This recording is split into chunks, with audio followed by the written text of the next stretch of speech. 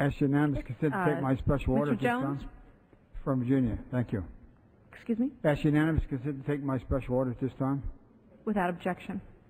Thank you very much, Madam Speaker. Madam Speaker, last Tuesday, Congressman Cooper and I reintroduced the Safe Commission Act, and I'm hopeful that by joining efforts, our colleagues in the House and the Senate will embrace this bipartisan commission that can put our country on sound financial footing.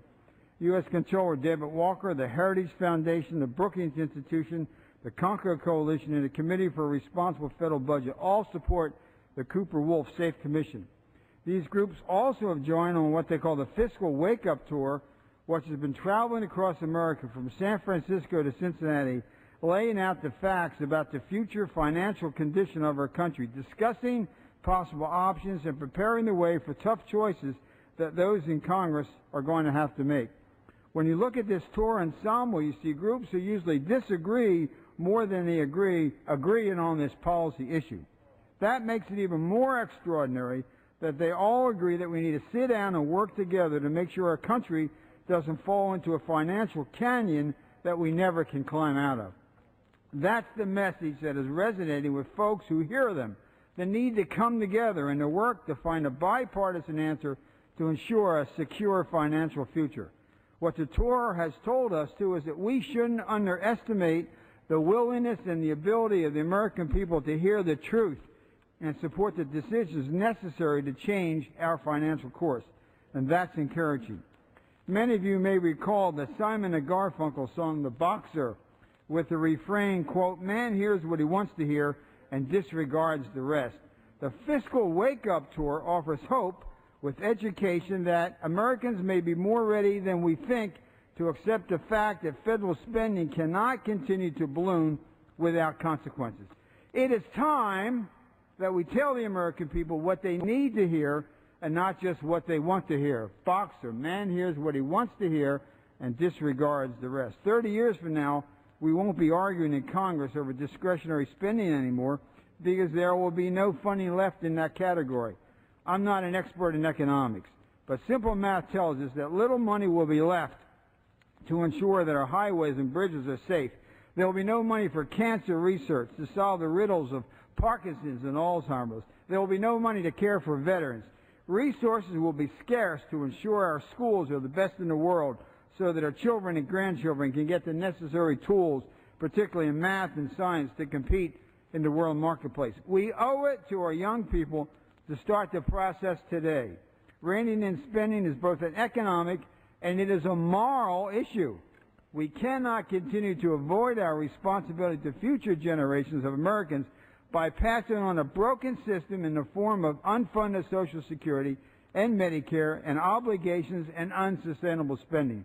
We cannot continue to borrow and mortgage our futures to countries like China, which has a terrible human rights record and has plundered Tibet and has Catholic bishops in jail and Protestant pastors in jail and Uyghurs in jail, or the Saudi Arabia that is funding Wahhabism around the world. They carry obscene amount of our debt. But I'm going to be candid. Congress on its own, unfortunately, can't get it done in this politically charged atmosphere of Washington today. The Congress today is dysfunctional. The latest public opinion polls perhaps validate my assessment. The American people expect us to put our partisan differences aside and to work together to get things done. We must move beyond the politics and come to grip with the fact that the financial future of our country is an American issue. It's not a red issue or a blue issue. It's a red, white, and blue issue. It's an issue that as Americans we should be working together to deal with.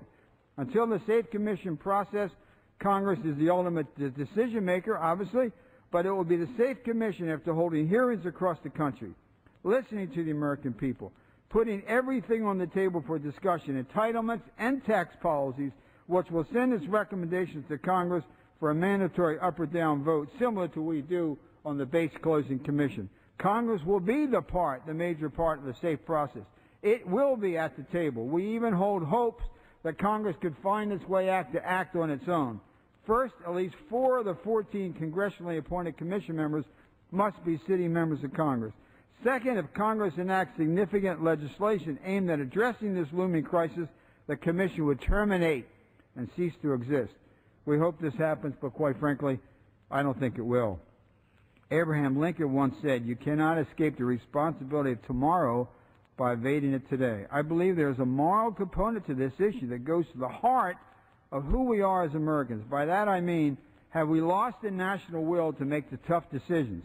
The SAFE Commission offers us the opportunity to find a way forward to protect our future. Is it right, Madam Speaker, for one generation to live very well knowing that its debts will be left to be paid for by their children and grandchildren? No, it is not right, but it is immoral. And I ask unanimous consent to yield back the balance of my time.